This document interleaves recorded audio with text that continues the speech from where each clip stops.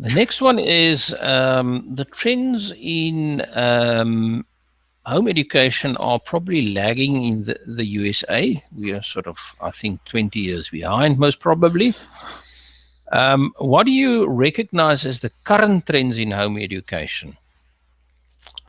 Yeah, what I see is that the United States is, I guess I would have to say, ahead of most nations, or maybe all nations, in terms of the modern homeschool movement. We have a tradition, of we want to be the land of the free and the home of the brave. Uh, we've fallen down in a lot of areas there, I'd have to say, with a lot of socialism and so forth, but I won't get into that right now.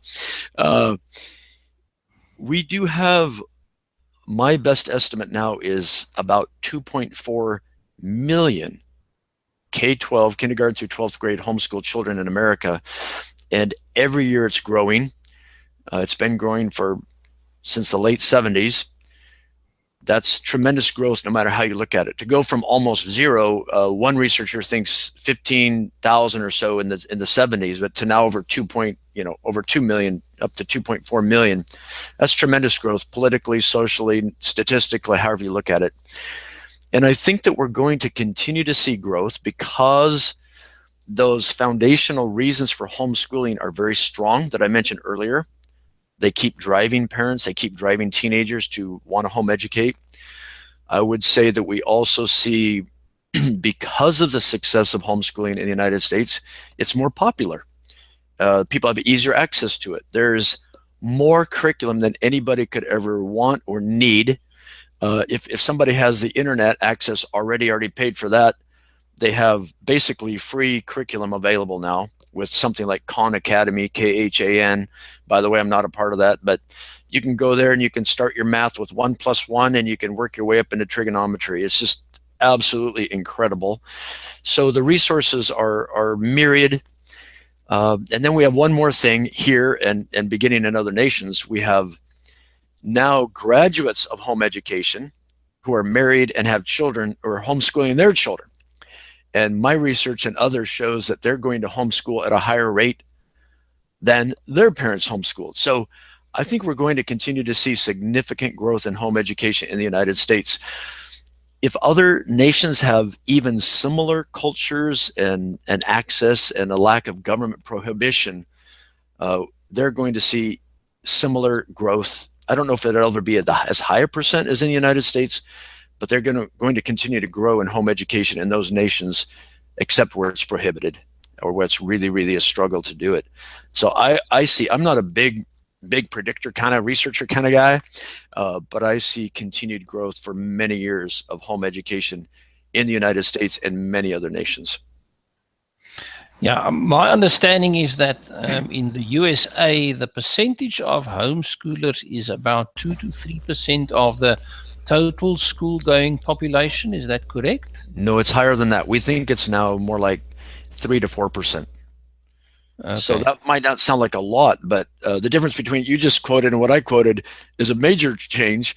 But we think it's approaching 4% of the school age population. And another way to look at this, Bowie, is that home education now, if I know my statistics right, I think I'm close.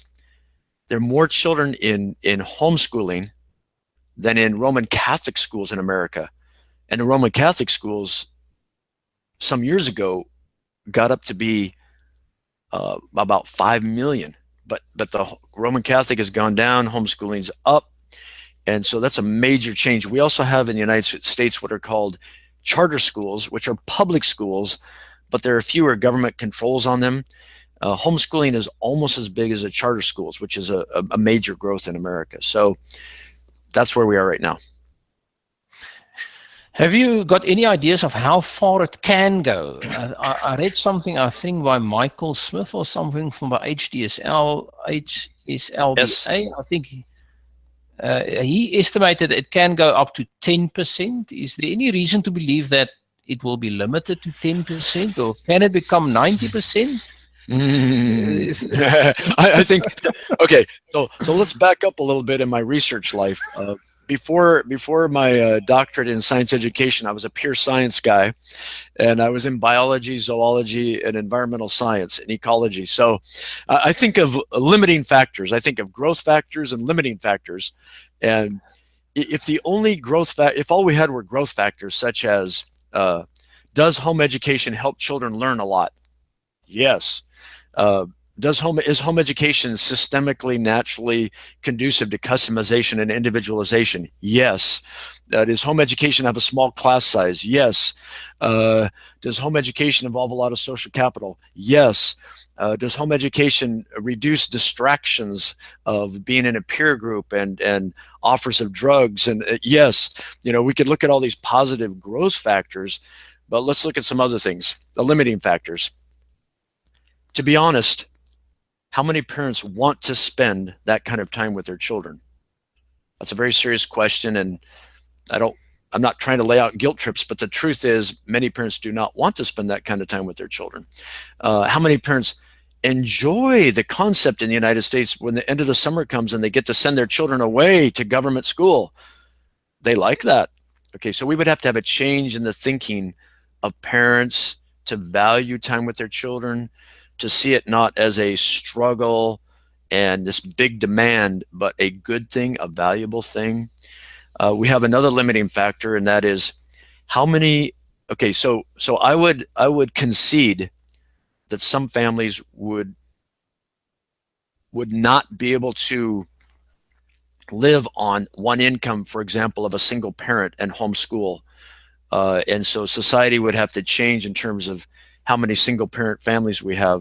But then I'll say this one that's more philosophical. We have many parents who are not willing to choose to live on one income. They would rather have 2 nice automobiles. They would rather have 2 nice vacations per year.